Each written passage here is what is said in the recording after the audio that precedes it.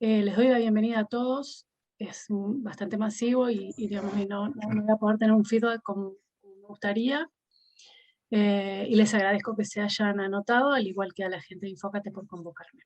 Les decía que no tengo la opción de hacer un feedback para que me cuenten cuál es el interés del webinar, como para poder orientar alguno de los contenidos justamente a los intereses de cada uno de los profesionales y los padres que están participando, pero vamos a tratar de hablar en el sentido amplio para que sea lo más interesante posible, un tema que es bastante complejo, bastante largo, para hacerlo en un tiempo tan corto como es una hora.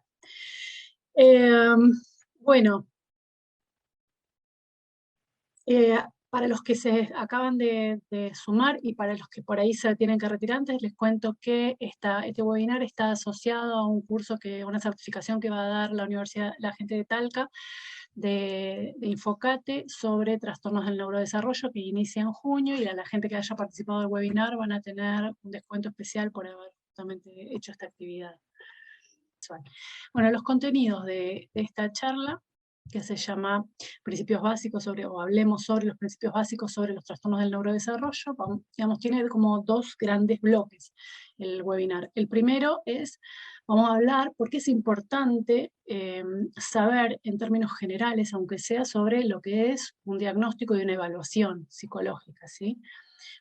Digamos, por qué es importante cuando recibimos a un niño en nuestro consultorio hablar y pensar e indagar sobre el motivo de consulta, ¿sí? Y acá nos viene una pregunta, digamos, es muy común que cuando me convocan a mí o llaman por un turno, eh, me digan cuántos son tus honorarios por aplicarle el test. Más allá de hablar del dinero, que no es el tema en cuestión, la gente tiene la idea de que una evaluación psicológica es, te tomo un test, ¿sí? Vamos a hacer una evaluación es, ¿cuánto me sale el test? ¿Cuánto me sale el coso? Y en realidad, los que hacemos evaluación sabemos que diagnosticar es parte de un proceso más amplio que implica una serie de pasos, una serie de condiciones, una serie de test a aplicar, mucho más complejo y que brinda mucho más información que el te toma un test, ¿sí?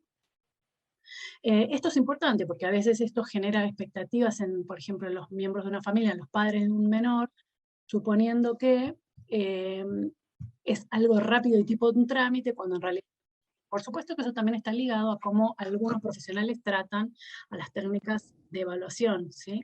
Tengo un montón de sonidos que me está interrumpiendo, no existe la posibilidad de sacarlos. Eh, Bien. Entonces, estaba explicando que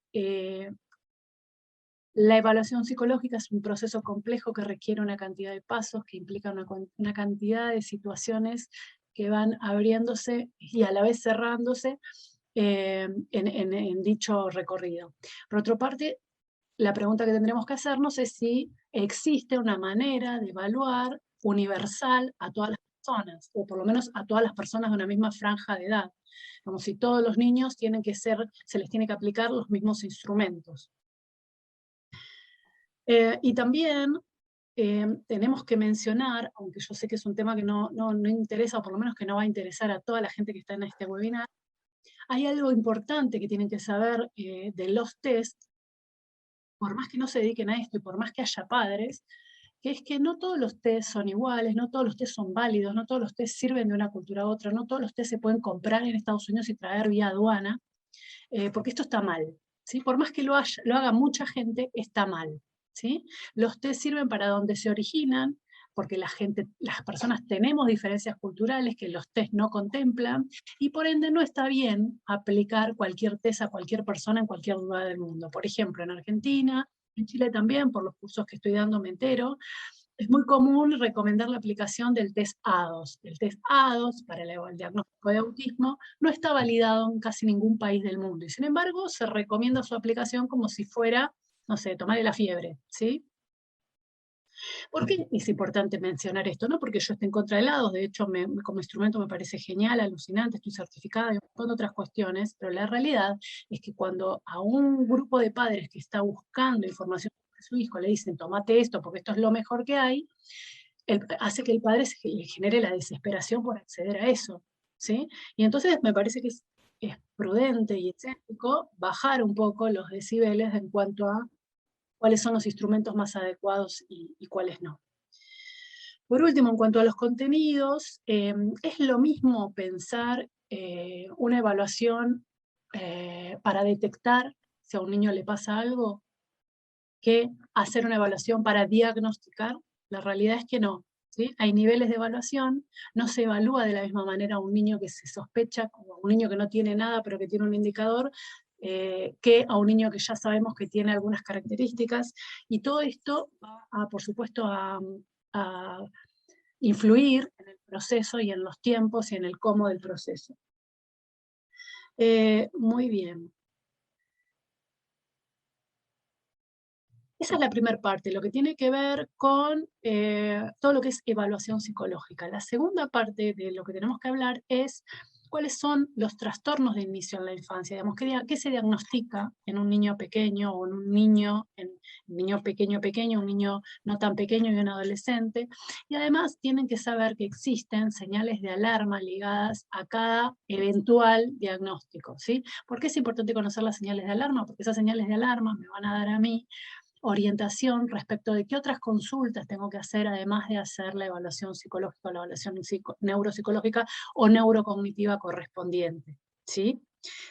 Si un niño no escucha, más allá de que yo pueda hacer una evaluación de coeficiente intelectual, tengo que mandar a alguien especialista en audición.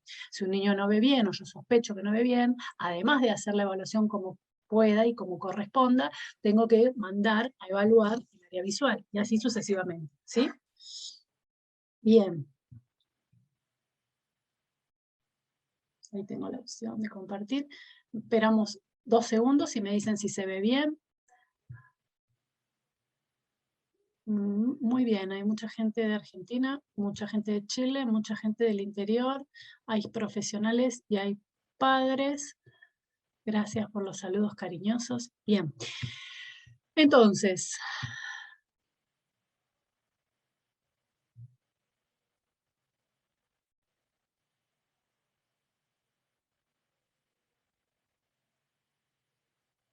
nada, solo mostrarles estas diapos, que es lo que mencioné antes.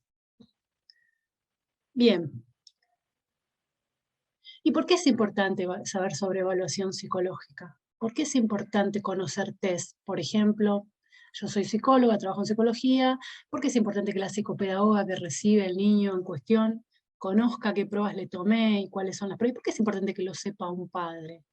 ¿Por qué es importante? Por supuesto que el padre no tiene por qué saber cómo se puntúa un instrumento X, pero conocer sobre evaluación psicológica. En primer lugar, la evaluación psicológica es la parte que me permite iniciar un tratamiento. Si yo no sé qué tiene el niño, difícilmente pueda diseñar un tratamiento ajustado a sus necesidades. Un ejemplo, este niño tiene mejor memoria verbal o mejor memoria visual. ¿Tiene buena memoria o tiene dificultades en la memoria? Entonces, si yo esto no me lo pregunto, no lo evalúo y no lo sé, ¿cómo voy a diseñar un tratamiento para que incluya trabajar los aspectos de la memoria si nunca me enteré que tiene fallas en esa memoria? ¿Sí? Y además, permite, digamos, conocer sobre evaluación psicológica me permite estimar, poder medir, poder armarme una idea en mi cabeza de cuál fue el recorrido que hizo ese niño para llegar al diagnóstico que tiene hoy en día. Después vamos a hablar de una diferencia entre etiqueta, diagnóstico y proceso, ¿no? Digamos, una cosa es la etiqueta, aquello que comparte el niño con otros niños similares y me sirve para X objetivo, y otra cosa es la evaluación más amplia. Bien.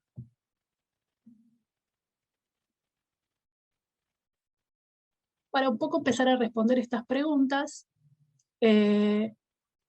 no se evalúa según el motivo de consulta. Por ejemplo, alguien que consulta porque tiene problemas de atención. A mí me pasa todo el tiempo esto. Alguien que consulta porque tiene dificultades y piensa que tiene síndrome de Asperger, ¿sí? Se tomó los test de Asperger que están en distintas páginas, no sé, autismo.org, no me acuerdo, y le da que tiene Asperger. Y bueno, pero eso es una redundancia, ¿sí? Eso es una respuesta sesgada. En psicología, psicometría, en psicología, en evaluación psicológica, lo que hacemos es justamente tratar de corrernos del sesgo. De hecho, lo medimos, lo estimamos para saber con qué sesgo trabajamos. Porque si yo pienso que tengo X características y me tomo o me autoadministro un inventario que es autodescriptivo, obvio que me va a dar en ese sentido. Pero los que hacemos evaluación sabemos, los que hacemos investigación lo sabemos mejor, que siempre hay que desconfiar de lo que aparece muy fácilmente. ¿Y por qué hay que desconfiar? Les pongo un ejemplo que yo uso siempre el mismo porque me parece que es muy gráfico. Yo puedo consultar porque tengo problemas de atención y puedo tener problemas de atención porque tengo problemas de atención porque me falla el lóbulo prefrontal, puedo tener problemas de atención porque estoy deprimida, puedo tener problemas de atención por sobreenfoque o por hiperenfoque porque soy ansiosa, puedo tener problemas de atención porque tengo hambre o ganas de ir al baño a hacer pis, puedo tener problemas de atención porque me desarrollé en un ambiente, en un vientre, un ambiente malnutrido, puedo tener problemas de atención porque consumo drogas, puedo tener problemas de atención por un montón de cosas. Entonces, si yo realizo una evaluación según el motivo de consulta, me voy a perder evaluar a ese sujeto, a esa persona en su globalidad para poder deslindar a qué se deben esos problemas de atención. Y entonces, si yo solo hago el motivo de consulta, seguramente voy a tener resultados como mínimo erróneos o sesgados, ¿sí? Por eso, no está bueno, no es adecuado utilizar baterías prefabricadas. La otra vez me consultó una alumna diciéndome, che, ¿qué pruebas puedo tomar para evaluar niños? Y yo, la realidad es que yo soy bastante generosa con el conocimiento y me resultaba molesto no contestarle, pero lo concreto, lo que le contesté es, no te puedo responder eso, porque yo te puedo decir, mira, a todos los niños les tengo que tomar una prueba de coeficiente intelectual, pero no le puedes tomar a todos los pibes la misma prueba de coeficiente. ¿Por qué? Porque no está adaptada, porque no hay, porque vos no la tenés, porque no la compraste, porque la institución donde estás no la tienen, porque la institución donde estás no te dejan trabajar tanto tiempo en evaluación psicológica. Yo trabajo con obras sociales, por ejemplo, prestadoras de salud, y no me permiten tener sesiones de tantos minutos o tan extensas. Entonces tengo que adecuar el proceso de evaluación también a eso, porque en una situación como la que estoy explicando, hay muchas variables en juego. Entonces no hay baterías enlatadas, porque no corresponde, porque es antiético y porque en realidad hay cuestiones que lo impiden y que escapan a veces a nosotros. El otro tema que me parece importante es hablar sobre la confiabilidad y la validez de los instrumentos. Miren, ayer tuve una consulta, yo trabajo con un par de obras sociales y suelo tener consultas sobre el examen de manejo, de tránsito, gente que está rechazada, que no le dan el registro de conducir porque fallan en un test. Bueno, no me voy a extender en los test que le toman porque no viene al caso, pero sí decir que esos test que le toman no son válidos, no son confiables e incluso a veces son pedacitos de test. La pregunta que nos tenemos que hacer ahí es cómo puede ser que manden una evaluación tan compleja a alguien que le tomaron una prueba que no mide nada. Los test tienen que tener validez. Esto significa que está demostrado que efectivamente miden lo que pretenden medir. Hay un montón de procedimientos para establecer esto, no se ven no los vamos a ver en el webinar, pero sí es importante que los profesionales que se dedican a esto y los padres que solicitan una evaluación sepan que no se puede tomar cualquier test. ¿Sí? Los test de dibujos no tienen validación, y mucho menos para unos diagnósticos eventuales, como por ejemplo el de autismo. No está demostrado que dibujar una casa, un árbol, una persona contribuya a saber si esta persona tiene o no, presenta o no la condición de espectro autista. Entonces, los test tienen que tener demostrada su validez, que sirven para lo que pretenden medir. Y además tienen que tener demostrada su confiabilidad. Esto quiere decir que el puntaje que nos arroja efectivamente está en consonancia con lo que estoy midiendo, tiene algo que ver, y esto sirve para, entre otras cosas, calcular el margen de error con el que yo estoy trabajando. Entonces, decir que una persona tiene retraso o discapacidad intelectual porque su puntuación en una prueba de coeficiente intelectual es inferior a 70, me va a permitir decirlo un test que tiene algún tipo de estudio respecto del número que arroja. Entonces no es lo mismo cualquier instrumento y no es lo mismo cualquier cosa, ¿sí? Por último, respecto a esta hablar del nivel de evaluación. Existen 3 niveles de evaluación. Hay un nivel 1, esto se ve muy detalladamente en el curso de neurodesarrollo. Un nivel 1, que es un nivel de detección. En general, los profesionales que trabajamos en el ámbito privado no recibimos estos nenes, salvo que sean por obra social. Detectar, en general, estos niños deberían ser detectados por otro profesional, como es el pediatra, porque por consensos internacionales todo niño desde la concepción hasta los 6 años de edad debe ser monitoreado por su médico de cabecera. Entonces, esos niños en general no nos llegan a los psicólogos, a los psicopedagogos, a los fonos.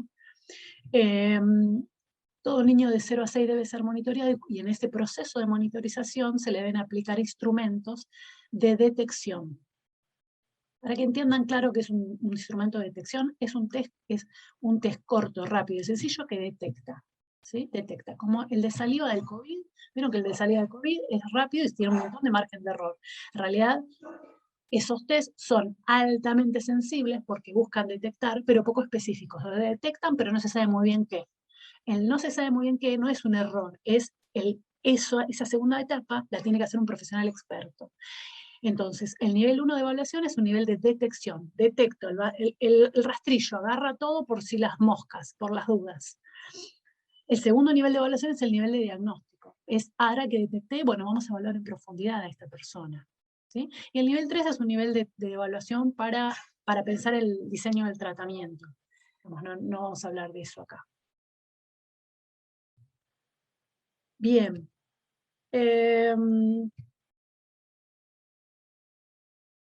Hablamos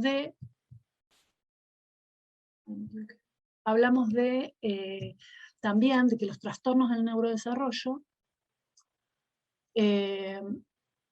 son, ahora dentro de un rato vamos a ver cuáles son, pero son de inicio en la infancia. Esto quiere decir que el autismo, el trastorno de aprendizaje y otros que vamos a ver dentro de un rato, no aparecen en la adolescencia o en la adultez, aparecen en la infancia. Eso no quiere decir que sean diagnosticados en la infancia, son dos cuestiones bien distintas, por lo menos acá hay demora y esa demora está ligada al eventual diagnóstico. Se demora más en un cuadro que en otro. Y lo de las señales de alarma, que si tenemos tiempo las vamos a ver, creo que no, tienen que saber que existen esas señales de alarma por cuadro, en todo caso después podemos compartir un archivo con toda la gente del webinar para que las tengan, ¿sí? Que no son mías, son del Centro de Control de Enfermedades de Estados Unidos, que ahora está bastante de moda por el tema del COVID. Muy bien. Entonces, ¿por qué no hay que tomar baterías enlatadas? ¿Y por qué es importante conocer este proceso de evaluación? ¿Y por qué este proceso de evaluación es tan complejo, denso y largo? Bueno, miren, acá tienen un pedacito de todo esto, ¿sí?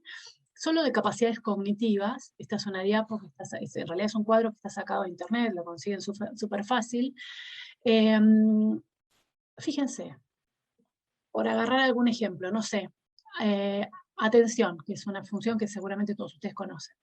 Ahí dice que la atención está conformada por subcomponentes. Esos subcomponentes son la orientación, la amplitud, la atención focal, la atención selectiva, la flexibilidad, la atención distribuida, el desparramar la atención en el espacio, la atención sostenida y la inhibición. No sé, a ver, las funciones ejecutivas, está incompleto eso, no importa, pero sirve para el ejemplo. Está formado por la organización, por la planificación, por la flexibilidad, por la iniciativa. En realidad las funciones ejecutivas tienen que ver con la propositividad de la conducta. ¿Qué quiero mostrar con esta diapo? Que si nos metemos en cada uno de estos componentes, tenemos un montón de subcomponentes. De hecho, acá, en este ejemplo, no está el juego, no están las habilidades sociales, no están los aspectos de la personalidad o del temperamento si hablamos de adolescentes. Entonces, lo que les quiero mostrar con esto es cómo no va a ser complejo un proceso de evaluación psicológica si tenemos que evaluar todas esas áreas. O lo que es lo mismo decir, si tenemos que aplicar instrumentos que releven indicadores de cada una de estas áreas. Es más, si estas áreas dan mal, mi sugerencia es que se evalúen en profundidad. Por lo tanto, la evaluación es mucho más larga de lo que a priori podemos suponer. Muy bien. Pero ahora sí, hablemos de qué es el desarrollo de un niño. Esperen un segundo que miro el chat. Bueno. Genial. ¿Qué es el desarrollo de un niño? Todos estos contenidos, acuérdense que son parte del curso, ¿sí? A mí me encanta esta definición. Yo digo que para conocer sobre evaluación hay que saber desarrollo y neurodesarrollo. El desarrollo de una persona, de un niño, es una secuencia continua de pasos predecibles. Fíjense lo que dice con todo eso. Secuencia continua de pasos predecibles. Secuencia, primero una cosa, después otra. Continua, no frena, ¿sí? Pero además los pasos son predecibles. Un niño primero sostiene la cabeza, después se sienta, después gatea, después camina, después controla esfínteres, ¿sí? Común a todos los niños. Secuencia continua de pasos predecibles común a todos los niños. Hay una edad de promedio de adquisición de cada una de las pautas que se considera normal. A ver, no sé en otros países, acá se le tiene mucho prurito, mucha vergüenza, mucha molestia con la palabra normal. Los que utilizamos, como dije antes, pruebas psicométricas, porque son las únicas válidas y confiables para hacer evaluaciones. Sabemos que las pruebas psicométricas tienen distintos procesamientos estadísticos, distintas cuestiones estadísticas, pero una de ellas que atraviesa a todo, por lo menos todos los que son test enmarcados en algo que se llama teoría clásica de los test, que no viene al caso, la mayoría se basa en el concepto de curva de Gauss. Y esto no importa que no sepan qué significa, pero en criollo, en fácil, es que cuando decimos que un hito, una marca, una variable se comporta normalmente, eso quiere decir que hay un porcentaje muy alto de una población determinada, supónganse, no sé, niños de 2 años, que adquieren esa pauta o que logran o que desarrollan esa variable a una edad determinada. ¿Por qué hacemos esto? No es porque seamos malos ni nos guste etiquetar a los niños o sesgarlos o discriminarlos, porque somos miembros de una especie y compartimos características, y de algún lado nos tenemos que agarrar para saber qué está mejor y qué no está tan bien en una persona, ¿sí? Porque si no, por supuesto que uno puede esperar los tiempos de un niño, por supuesto, pero si yo quiero saber si ese niño avanza, a ver, los psicólogos, por lo menos hablo de esta profesión, deberíamos poder decir que una persona avanza producto del tratamiento que le estamos aplicando y no que creció, porque si esa persona avanza producto del crecimiento, no tiene que venir el psicólogo, ¿sí? No tiene que perder tiempo. Entonces, deberíamos poder dar cuenta de que lo que estamos haciendo le sirve para algo a esa persona y por ende tenemos que tener alguna medida previa, ¿sí? Entonces, ¿qué es un hito del desarrollo? Son los cambios y los logros más importantes en lo físico, en lo cognitivo, en lo social y en lo emocional que aparecen en determinado rango de edad. En algunos niños esa secuencia puede alterarse y puede dar lugar a distintos procesos. Hay, digamos, las diferencias en esos niños se llaman desviaciones o retrasos, ¿sí?, del desarrollo. También puede haber niños en donde el crecimiento es incompleto o inconsistente, quiere decir que no es lo esperado. Y además, para todo esto puede haber causas genéticas, deficiencias nutricionales, enfermedades crónicas, lesiones, ¿sí?, falta de oportunidades de aprendizaje, entre otras. Vamos a ver cuáles son esos tipos de alteraciones o retrasos en el desarrollo o desarrollo inadecuado. Bueno, uno de ellos es el retraso, es el más conocido, porque además figuraba así en los manuales. El niño no adquiere las pautas del desarrollo al ritmo esperado, o sea, está más demorado ese desarrollo. Demora la adquisición de hitos, como por ejemplo el control de la cabeza, caminar, correr, hablar. Los dos motivos de consulta más estruendosos, más importantes en la vida de un niño son la ausencia o el retraso en la adquisición del lenguaje y la ausencia o el retraso en la adquisición de alguna pauta motora, ¿sí? Esos son los dos motivos de consulta. Cada uno ligado a la edad cronológica, ¿sí? La motora en el año o posterior al año, la del lenguaje en general en los 2 años, un poquito más menos, unos meses, ¿sí? ¿Qué quiere decir eso? Que el retraso entonces es la edad de desarrollo en dicha área es menor a la cronológica, ¿no? Ahora me detengo un minuto con lo que sigue, pero no lo dije y es importante que lo tengan en claro, que es que cuando nosotros tenemos niños en evaluación de 0 a 6, evaluamos un conjunto de cosas, digo 0 a 6 en sentido grosero, ¿sí? Evaluamos un conjunto de cosas que están ligadas al desarrollo, si cumple o no las pautas. Por supuesto que podemos evaluar la atención y la memoria, pero lo importante es ver cuántas pautas cumple, si cumple bien o no las pautas. En cambio, después de los 6 años entran a jugar otros aspectos, como por ejemplo la enseñanza formal, el inicio de la escolaridad. Entonces evaluamos otros aspectos y otros contenidos. Bien, Siguiendo con el concepto de retraso, entonces, el retraso global del desarrollo es una sigla, o en realidad es una etiqueta que aparece en el nuevo DSM, que ya es de 2013, o sea, tiene 8 años, el Manual Diagnóstico Estadístico de los Trastornos Mentales, que los profesionales utilizamos para diagnosticar, ya vamos a ver por qué usamos eso. El retraso global del desarrollo es el niño que tiene retraso en la adquisición de pautas, pero que además tiene edad cronológica de 0 a 5, y ese retraso es de 2 desvíos estándar por debajo de lo esperable.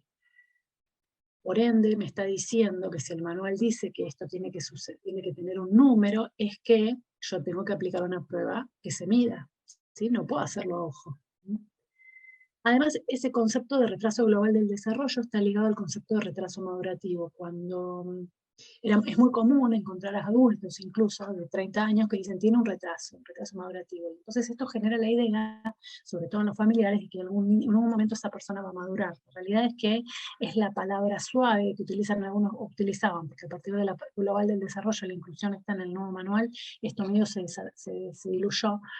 Pero el retraso madurativo generaba en los familiares la idea de que esta persona en algún momento iba a madurar. La realidad es que el retraso mental y el grado, el nivel de retraso mental es estable a lo largo de la vida, con lo cual no es que hay algo que se pueda hacer para que esa persona deje de tener retraso mental. Muy bien. El segundo concepto de desarrollo tiene que ver con la desviación. Las pautas se adquieren en un orden que no es el esperado, no es secuencial o no se respeta la secuencia universal. Por ejemplo, los niños que leen mucho a edades tempranas. ¿Por qué? Porque primero que la lectura debe ser enseñada de manera formal y explícita. Y segundo, que para adquirir la lectura tienen que suceder otras cosas antes, como por ejemplo los procesos de conciencia fonológica. Por lo tanto, un niño que lee sin que esto haya sucedido es una señal de alarma, ¿sí? Es un desarrollo atípico. El tercer grupo es la disociación. Habilidades que deberían desarrollarse de modo parejo o en conjunto no lo hacen. Hay una diferencia en la velocidad de adquisición de las pautas en 2 áreas de desarrollo. Y el ejemplo de esto es el lenguaje comprensivo y el lenguaje expresivo. El lenguaje expresivo se desarrolla a posteriori del comprensivo. A grosso modo, los niños de 0 a 6 adquieren el lenguaje. A grosso modo, de 0 a 2 observan. Entre comillas, no hablan. Están mirando cómo se hace el lenguaje, cómo se aprende el lenguaje. De 2 a 4 explota el lenguaje. Los niños aprenden a decir muchas palabras y pasan de los sonidos aislados a las palabras y a las frases. Y de 4 a 6 lo que hacen es reflexionar sobre esta función altamente compleja. Entonces, primero de todo, el niño está observando, ahí es cuando se desarrolla la comprensión. Cuando un niño habla mucho y no comprende, es una señal de alarma. ¿Por qué? Porque primero tiene que haber pasado el proceso de estar alertas, prestar atención e intentar comprender lo que les pasa alrededor. La cuarta es la regresión, la pérdida de habilidades. En los manuales anteriores había un cuadro que era el trastorno desintegrativo infantil, que ahora se sacó, pero a veces hay niños que pierden habilidades adquiridas previamente en una o más áreas del desarrollo. Y además, esto también es esperable en el desarrollo normal o típico. Muy bien. Ahora, ¿por qué los profesionales de la salud?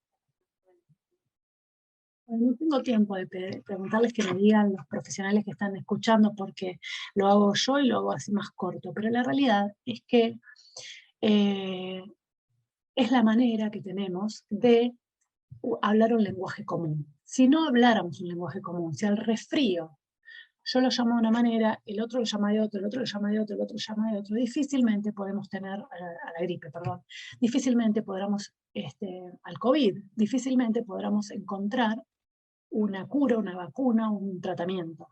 Entonces, como dije antes, somos únicos y irrepetibles, pero también somos miembros de una especie, compartimos características. El objetivo de utilizar consensos internacionales, porque estos manuales son consensos, es poder hablar un lenguaje común que permita diseñar tratamientos adecuados y además avanzar científicamente, como por ejemplo en un tratamiento. Avanzar me refiero a la mejora, ¿no?, del tratamiento.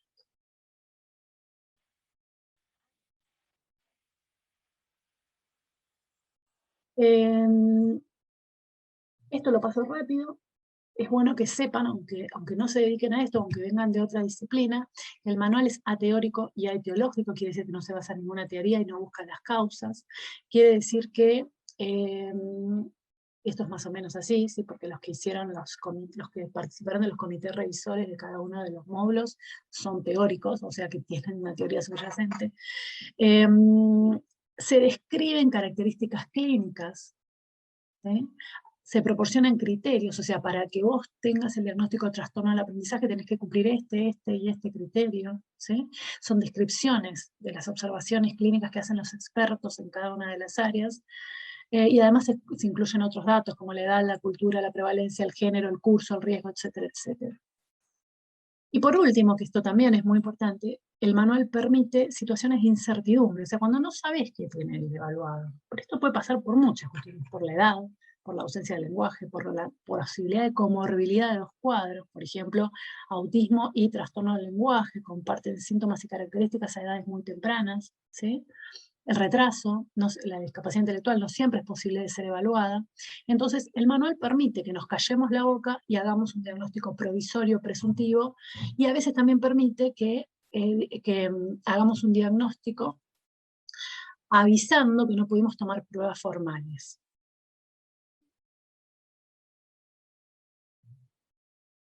Muy bien. El manual incluye distintos apartados, un grupo de trastornos del neurodesarrollo, otro grupo de trastornos de inicio de la infancia y otros. Muy bien. El primer grupo de trastornos del neurodesarrollo, como dice acá la diapo anterior, que la pasé súper rápido, habla sobre los trastornos propiamente del desarrollo, que antes se llamaban trastornos de inicio de la infancia, se les cambió el nombre, ¿sí?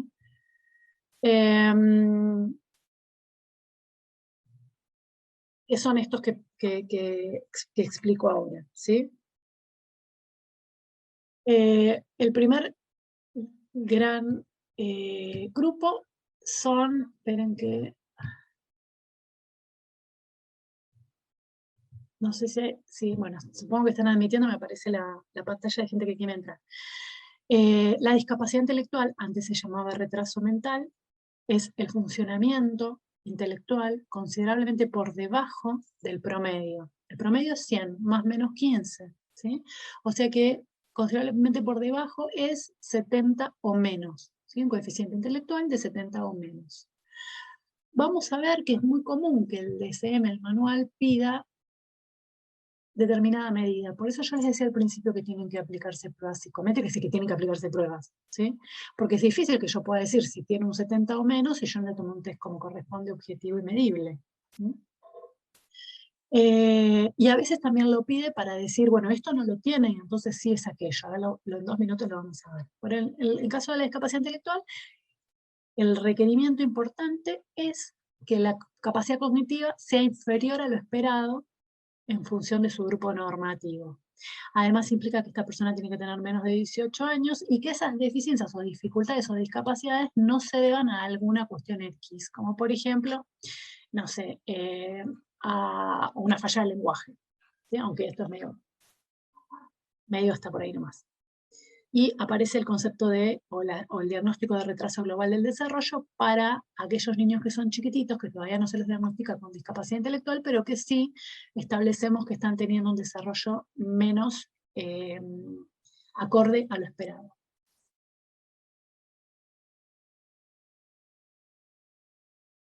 El segundo grupo de los trastornos del neurodesarrollo, que según el nuevo manual, son los trastornos del lenguaje.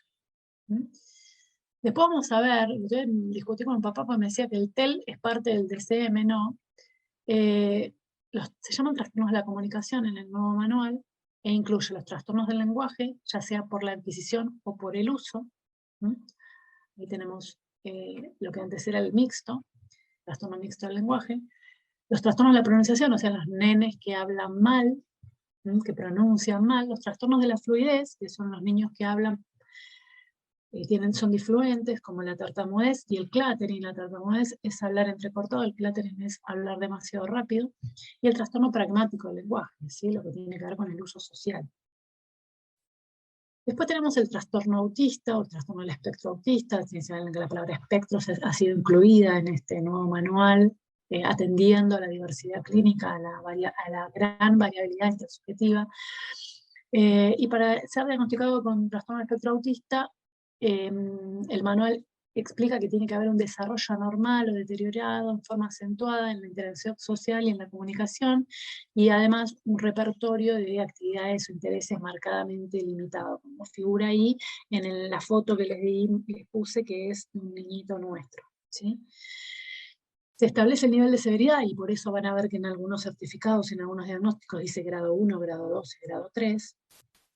Aunque el nivel de severidad debería establecerse por cada una de las áreas, que no suele hacerse, y desaparece la clasificación vieja que decía que el autismo era distinto del síndrome de Asperger, distinto del trastorno desintegrativo infantil, distinto del síndrome de Rett, y el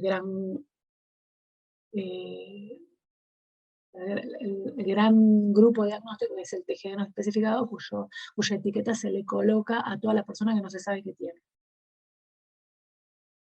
El trastorno por déficit de atención, que implica una pauta persistente de inatención e hiperactividad e impulsividad, que es más frecuente y grave que lo que se observa en el común de los niños con un desarrollo comparable, y tiene la posibilidad de ser predominantemente inatento, predominantemente hiperactivo e impulsivo o combinado. También establece la severidad. Esto es uno de los cambios que tiene el DSM, que en casi todos los cuadros establece un nivel de severidad.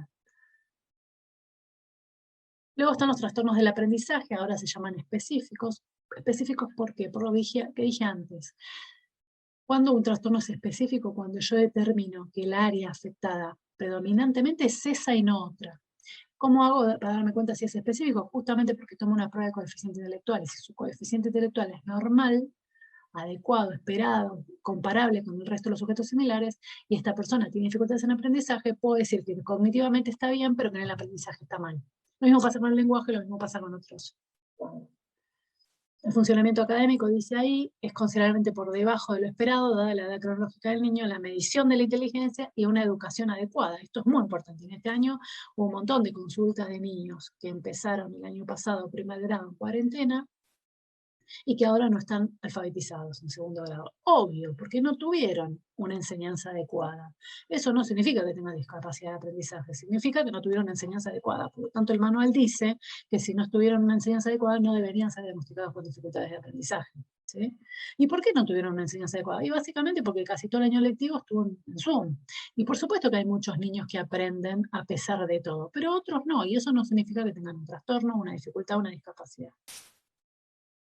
Bueno, son tres: lectura, escritura y cálculo. La lectura especifica precisión, velocidad, fluidez y comprensión. La escritura lo ligado a la ortografía, a la gramática, a la puntuación, a la claridad y a la organización en la escritura. Y en cuanto a las matemáticas, el aprendizaje numérico, la memorización de hechos aritméticos, el cálculo exacto, la fluidez, el razonamiento matemático exacto. No importa, porque esto no se lo van a acordar. El objetivo de consignarlo en esta diapo es que sepan que el nuevo manual fue muy minucioso en intentar describir particularidades de las dificultades de aprendizaje. Antes es disléxico, bueno, ahora hay una vuelta de rosca más.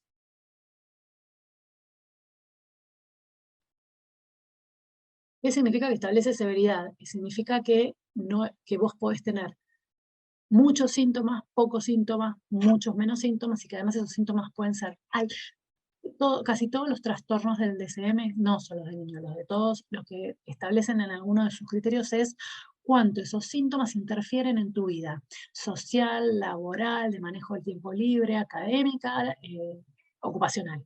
La severidad está ligada a eso, a cuánto esto que te pasa interfiere en tu vida cotidiana. Si eso te impide hacer muchas cosas.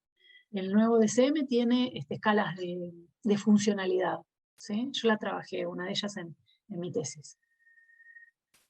Muy bien, los cuadros motores, esto es muy importante, es el desempeño en las actividades de la vida diaria, exige coordinación motriz, es considerablemente por debajo de la edad cronológica y de la medición de la inteligencia. ¿Por qué? Porque una persona con inteligencia más baja puede tener dificultades motoras ligadas a esa inteligencia más baja. Pero una persona que tiene una inteligencia normal, si tiene dificultades motrices, y solo en esa área uno puede pensar que tiene algún tipo de estas dificultades y no discapacidad.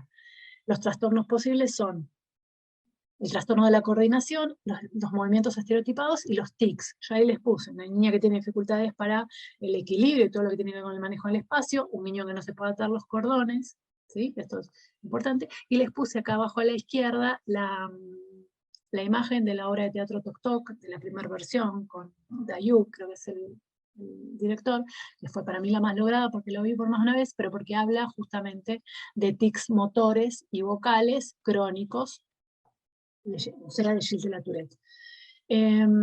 Una cosa con respecto a esto, yo sé que tenemos poco tiempo, pero es importante que cuando yo dije antes que hay que saber sobre evaluación psicológica, y hay que saber sobre evaluación psicológica significa que uno se entrena básicamente, no solo en aplicar test, sino en observar, no entrena el ojo de manera profunda, y entrenar el ojo de manera profunda me permite darme cuenta que muchas veces muchos niños que son mandados a la fonoaudióloga porque hablan mal y pronuncian mal, tienen un cuadro generalizado de torpeza motriz. Ese niño que habla mal difícilmente recupere bien el punto, sepa cómo poner la lengua, si en realidad lo que tiene es una hipotonía generalizada. ¿Sí? Entonces, hay cuadros de torpeza motriz que por supuesto influyen en el desarrollo del lenguaje, pero que son cuadros más generales, porque de hecho una parte del lenguaje es motora, ¿sí? Poner la lengua bien para pronunciar la R es motriz, ¿sí? Mi lengua es un músculo, tiene un músculo. El otro grupo de trastornos de inicio en la infancia, el segundo grupo de los trastornos que se diagnostican en la infancia son el trastorno obsesivo, el trastorno posicionista desafiante, el trastorno explosivo intermitente y los trastornos de conducta. El oposicionista desafiante es una pauta recurrente de negativismo, desafío, desobediencia y comportamiento hostil hacia figuras de la autoridad que ocurre con mayor frecuencia de la que se observa con los niños que no lo presentan o con los niños de desarrollo típico o de grado comparable, y que genera dificultades, de lo que dije antes, el deterioro importante en el funcionamiento social académico adaptativo, ¿sí? O sea, el niño lo mandan a dirección, no se lo puede llevar al supermercado, no se lo puede sacar a la calle, se arma todo un caos ligado a esto. Luego está el explosivo intermitente, es el niño que tiene ataques, expresiones extremas de enojo o de ira, ¿sí? Incontroladas, que son desproporcionadas a la situación que supuestamente las genera, ¿no? Está bueno esto que dice acá abajo, que no es premeditada. Muchos de estos niños cuentan que no lo pueden manejar y que no lo pensaron de antes, que les pasó algo en el cuerpo y actuaron en consecuencia, ¿sí? Y es importante que también mencionar que es una reacción desproporcionada de cualquier provocación real o percibida, ¿sí? El tercer grupo es el trastorno de conducta, es una pauta de comportamiento repetido y persistente en la cual se infringen los derechos fundamentales de las demás personas o de la propiedad, que incluye normas sociales y reglas adecuadas para la edad. Y acá es importante, por ejemplo, en una evaluación, poder determinar si la persona infringe las normas, si las infringe sabiendo o desconociendo, darme cuenta que estoy cometiendo algo que pueda perjudicar al otro, que darme cuenta igual hacerlo. ¿Qué significan movimientos estereotipados? Son movimientos repetitivos que no tienen en apariencia un fin determinado. ¿Mm? Por ejemplo, un aleteo de manos. Por ejemplo, un movimiento de los dedos adelante de la cara. Por ejemplo, bueno, iba a decir uno con la boca, pero eso puede ser un tic. Un movimiento repetitivo sin función, entre comillas, sin función. Bueno, otro grupo de trastornos son las perturbaciones que tienen que ver con el alimento, ¿sí? Con comer. Perturbaciones alimentarias persistentes para subir o bajar de peso, depende de la edad, pues, adecuadas a la edad. La pica, que es comer cosas no comestibles. Acá puse una niña comiendo tierra, pero puede ser, no sé, cualquier cosa, rebote, caca, pelos, ¿sí? El trastorno de rumiación, que es regurgitar la comida y mantenerla muchas horas en la boca, incluso al otro día, luego de haber cenado la noche anterior. Hay niños que llegan a la escuela, por ejemplo, con comida de la noche anterior, y el cuarto grupo, que tiene que ver con dificultades alimenticias un poco menos específicas. Están los trastornos de la eliminación, perdón, que son la encopresis y la enuresis. Encopresis, hacerse caca encima; enuresis, hacerse pis encima. Solo voy a decir acá que es un motivo de consulta bastante frecuente, que remite espontáneamente alrededor de los 11 años de edad, pero que en el medio conlleva una merma, una baja importante en la autoestima de los niños que la presentan, pero que en realidad, cuando hablaba de evaluación, también me refería a poder hacer una buena historia clínica, porque muchas veces, si no tienen problemas físicos gastrointestinales, por ejemplo, que lo expliquen, muchas veces en la historia clínica, cuando uno arma una buena evaluación, nos damos cuenta que en realidad ese niño está teniendo dificultades en este aspecto porque lo que sucedió fue que fue mal aprendido, mal entrenado. Miren, los padres a veces piensan que el niño deja la pañal y lo dejó. Y la realidad es que lo esperable es que cuando el niño deja los pañales, tanto para el pis como para la caca, muchas veces de forma separada, exista un año posterior a esto, un año como mínimo, en el que, como mínimo en realidad esperable, que el niño se haga encima. Y está bien, forma parte del proceso de aprendizaje. Pero ¿qué pasa? Muchas veces en ese año esto genera tanta ansiedad al padre, porque por ejemplo tiene que dejar los pañales porque si no, no lo aceptan en la guardería, que hace que esto se refuerce en determinadas conductas y entonces ahí empieza como a contaminarse negativamente, contaminarse el proceso de adquisición del hábito. Entonces muchas veces la enuresis y la encopresis no es tal porque lo que hubo fue un mal aprendizaje. Y luego existen otros trastornos, ¿sí? Trastorno de ansiedad por separación, mutismo selectivo, trastorno reactivo de la vinculación de la primera infancia, que son, bueno, no importa, son cuadros específicos. Pero además existen otros cuadros que son categorías que no están en el manual, que son, por ejemplo, yo puse algunas, hay otras, ¿sí? El DAMP, déficit atencional, motor, perceptual, son niños que tienen dificultades en estas 4 áreas. El TAM, trastorno de aprendizaje no verbal, que no está en el manual. Y el TEL es el trastorno específico del lenguaje. Y estas 3 son categorías clínicas. ¿Qué quiere decir? ¿Que no existen? No, quiere decir que todavía, o no sé, no van a estar en el manual por X motivo, unos por una cosa, otros por otros, unos porque no están en todo investigados, otros investigados por un grupo que no publica, por millones de cosas, o porque no alcanzan, porque los comités que deciden qué grupo se incluye y cuál no se terminan de decidir, así como en otro momento sacan cuadros, por ejemplo el desintegrativo infantil se sacó de los TGD, de los TEA, así como se sacan en unos momentos, quizás se agreguen nuevos, todavía no están agregados en los manuales, pero en la clínica los observamos, ¿sí? Esperen, porque dice muchas gracias, pero no está. Muy bien. Entonces, ¿por qué es importante poder establecer, saber, conocer sobre evaluación psicológica? Y bueno, porque es importante distinguir qué hizo el otro profesional, que por ejemplo, yo me dedico a evaluar, si bien tengo un equipo que trabaja con niños, no me siento yo a trabajar con el niño, y entonces es importante que las profesionales que trabajan conmigo sepan por qué tomé tal o cual test, por qué indagué tal o cual área, porque como dije al comienzo, la evaluación, el indagar y los resultados de cada una de esas áreas evaluadas son las que me van a permitir decidir, tomar decisiones ajustadas a este niño para diseñar un tratamiento. Digo, si yo no evalué cómo es el juego de ese niño, difícilmente pueda meter en la planificación del tratamiento de ese niño el área juego. Si yo no sé cómo está la memoria, no voy a incluirla, o la voy a incluir, pero de manera inadecuada, ¿sí? ¿Por qué es importante manejar la clasificación internacional de las enfermedades mentales o el manual diagnóstico estadístico de los trastornos mentales? En Argentina se usa más el DSM, en otros lados se usa más la CIE. Y bueno, porque difícilmente un profesional pueda diagnosticar aquello que no conoce y difícilmente pueda tratar aquello que no diagnosticó o que no sabe cómo está diagnosticado. Entonces, el diagnóstico es el puntapié inicial, lo pongo siempre en el Instagram, para que se puedan tomar decisiones adecuadas sobre qué hay que hacer con esta persona en cuestión.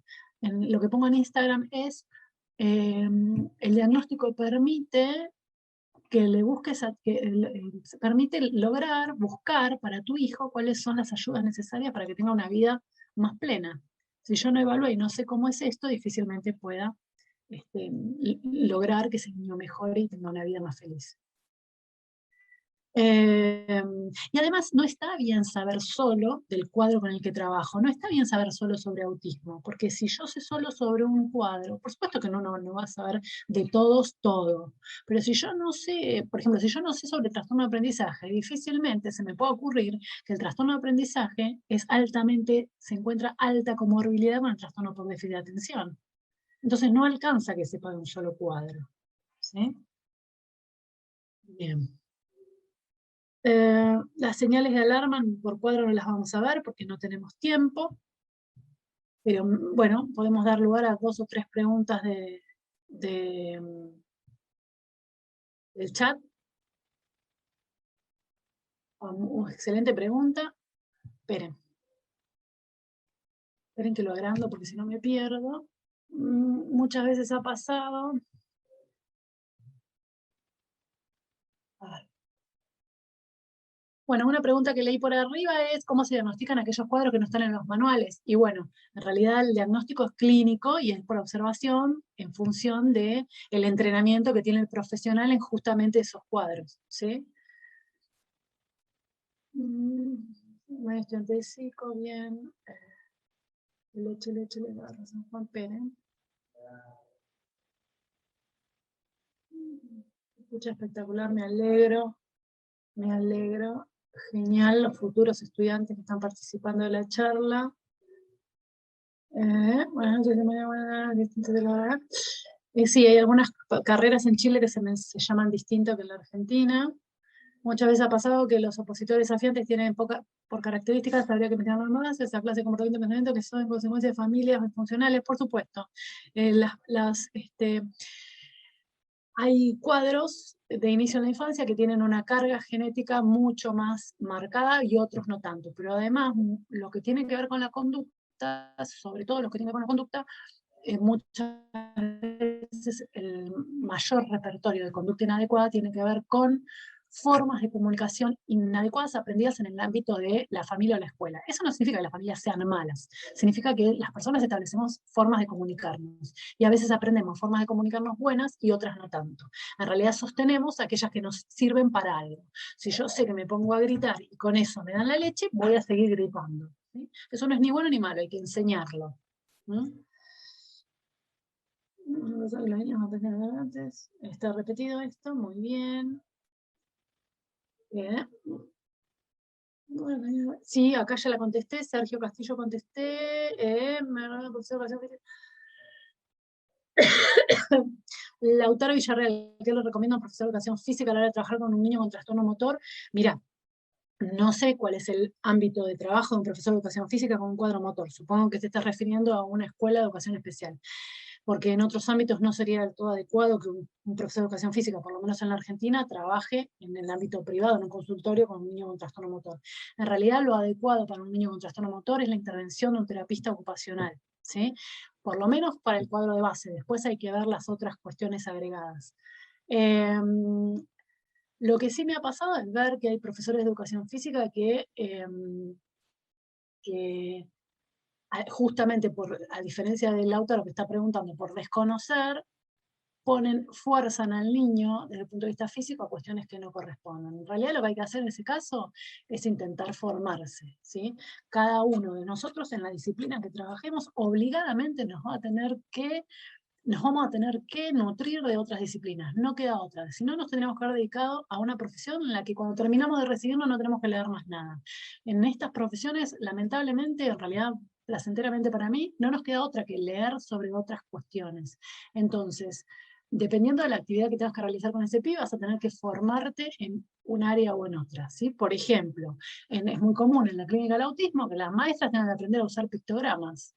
Y hay que hacerlo. Punto. Ayer una terapeuta me contaba que la puericultora, o sea, una persona especialista en bebés, trabaja con pictogramas, que es algo que hacemos las personas que trabajamos con autismo. Y bueno, justamente porque se descubre, o esta persona tuvo la habilidad, o lo aprendió, no tengo ni idea, de darse cuenta que el uso de ese recurso es útil para lograr los objetivos de su disciplina. Y bueno, es así, ¿sí? Hay publicaciones de las investigaciones que se hacen en nuestro país. Janina Santeusaño, no tengo ni idea sobre qué tema estás preguntando. No me quedó claro si evaluamos por el motivo de consulta o no. No, no es que no le damos bolilla al motivo de consulta. Por supuesto que se me consulta para saber si tiene Asperger, voy a tomar pruebas que tengan que ver con esto, pero lo que yo quise explicar es que no se circunscribe al motivo de consulta. Si yo quiero saber si una persona tiene problemas de atención, tengo que medir su rendimiento general y después la atención, ¿sí? Porque si tiene retraso mental, es probable que tenga dificultades atencionales, pero entonces las dificultades atencionales van a estar ligadas a lo cognitivo y no a la inversa. Bueno, se me saltó el chat.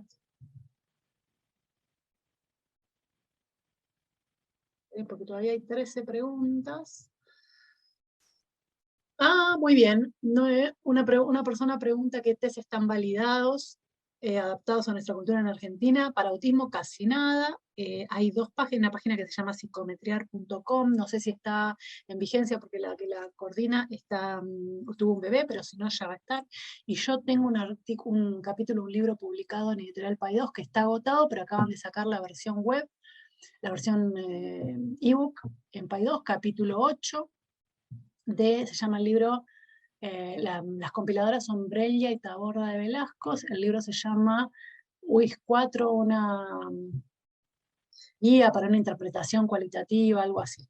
Si me escriben por internet, les digo exacto el título, por Instagram les digo exacto el título de ese capítulo, que tiene mucha información sobre cómo se evalúa autismo. ¿Sí?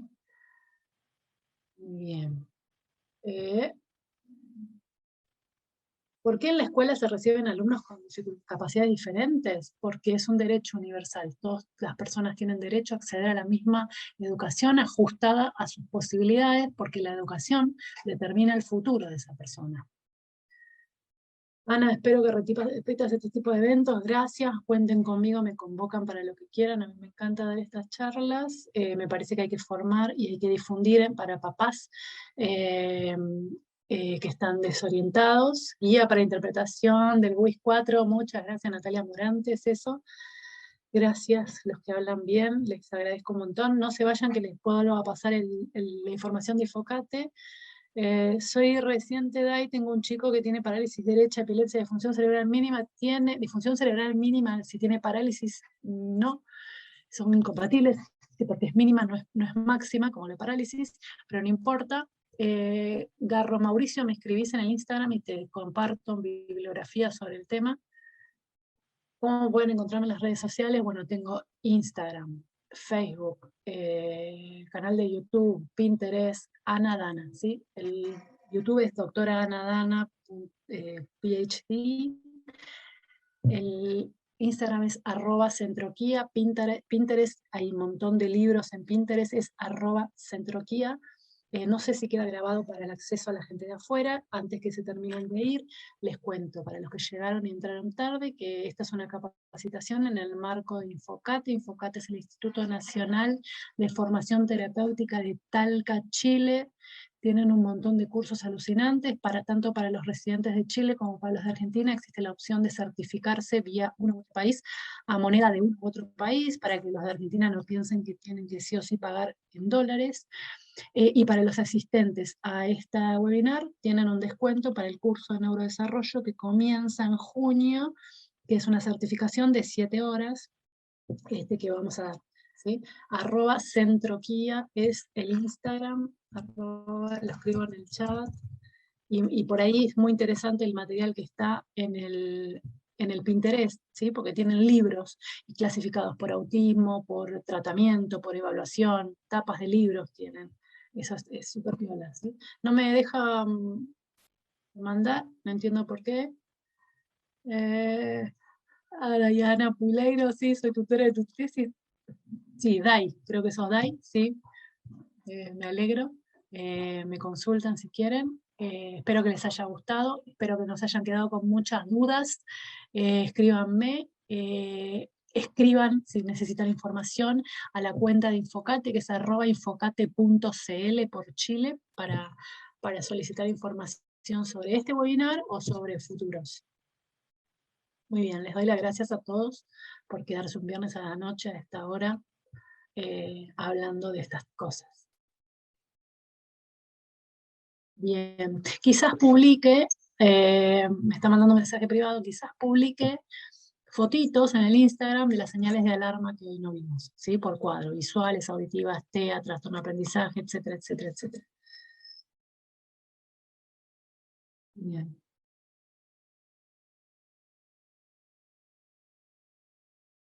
Me alegro, muchas gracias. Muchas gracias. Bueno, si no hay más preguntas, nos despedimos, nos vemos la próxima. Gracias por los cariños y por los mensajes de buena onda que me dan siempre. Muchas gracias.